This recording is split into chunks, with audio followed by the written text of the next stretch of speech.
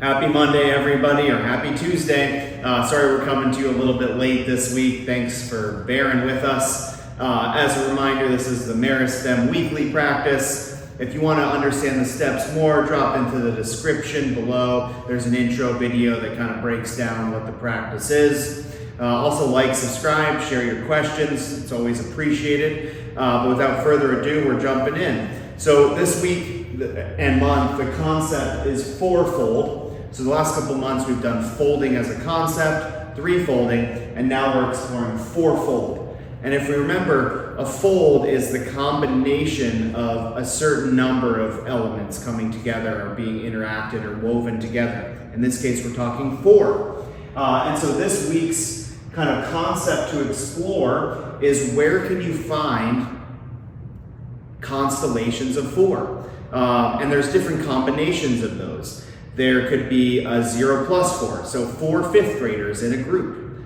4 similar elements. There could be a 3 plus 1, 3 redwood trees and a pine tree next to each other. There could be a 2 plus 2, 2 boys and 2 girls. There could be a 1 plus 2 plus 1, night, day, and the transition between. And there's 2 transitions in night and day. And then there's the 1 plus 1 plus 1 plus 1, which is 4 unique elements. Earth, air, wind, and fire, for example.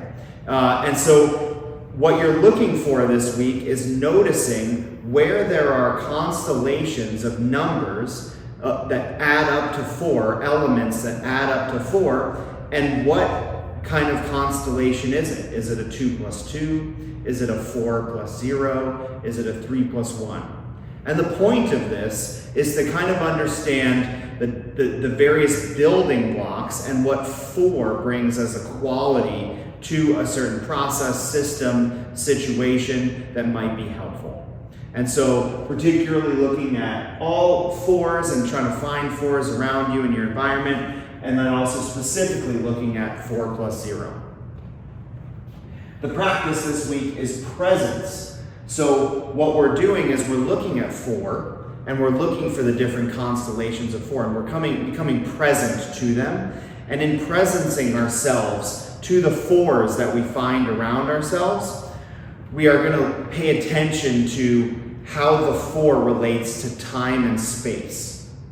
So for example, the seasonal changes don't have a clear cutoff date where the weather just changes and it fluctuates. But we conceptually know spring, summer, fall, winter, and there's these delineated areas of time, and that's a 4. But they're not clearly, there's not in reality a clear like, okay, we go from fall to winter, the sun gradually comes in more or less, the weather gradually changes, we've associated dates with the start of, but it's still a transition. But you can experience kind of in the height of each season, the kind of qualities of unique seasonal experience. And that's a whole year cycle in time that 4 plays out in.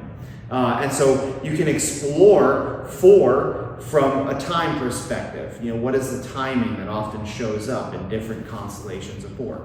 Also in space, how does 4, you have a square or a diamond. How does 4 show up in a space and a structure to help to, lend support or, constellate a certain opportunity?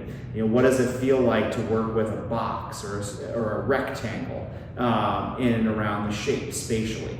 And so this is what we're wanting to become present to, practicing becoming awake to when you find a constellation of 4, notice how it relates to time and space. The value is I communicate communication.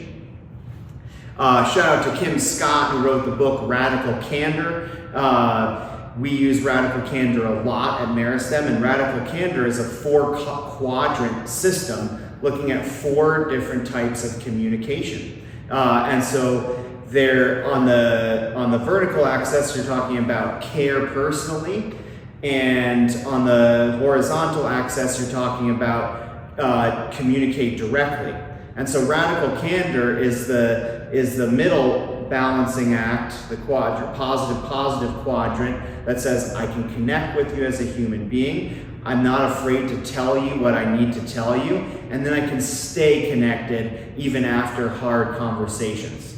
So in the other quadrants, you have ruinous empathy at the top, which is being overly sympathetic, and on the bottom you have obnoxious aggression, which is being overly direct, and then you have manipulative insincerity, which is being neither caring nor direct in and around your communication and your connection. And so what we're exploring from communication is, how am I using radical candor in my communication, and how is that coming towards me? Is there moments when I choose not to use radical candor for one reason or another? And notice within yourself, why is that? Why might I lean towards manipulative insincerity, or why might I lean towards obnoxious aggression, or why might I lean towards ruinous empathy? These are things we want to notice in our communication and how we're engaging with others, and it's a beautiful four-fold quadrant that you can explore in and around your communication daily. So with that being said, just wrapping up, coming over to the infographic. We've talked about a few different constellations of 4. You know, the 1 + 1 + 1, which is 4 unique elements. So you have winter, spring, summer, and autumn as an example, or 4 similar elements. You know, 4 students in the same grade, 4 5th graders, 4 3rd graders. And you're in the 4 + 0, you're looking at these commonalities that bring everybody together, same age. There's definitely going to be uniquenesses in every element, but in this case, we're tracking the 4 similarities. Other constellations are the 1 + 2, 2 + 2 isn't on here, but the 3 + 1. So the example of night, day, and transition, or 3 elements being cohesively brought together by a 4th. And then exploring those in relationship to space and time, and particularly the element of 4 and how it moves from a time perspective and shapes space. And then we're looking at our communication from a radical candor standpoint. We're paying attention to when we really nail radical candor, or where we might lean in the care personally, communicate directly.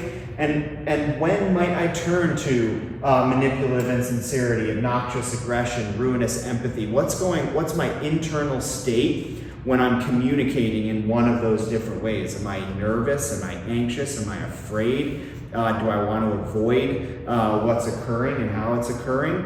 And so we're really exploring how we're communicating based on that 4 quadrant. So with that, that's our Monday practice for this week. Hope you enjoy it. Hope you work hard on it. Hope you get some nice insight into yourself. And with that, let's go forward and awaken the possible.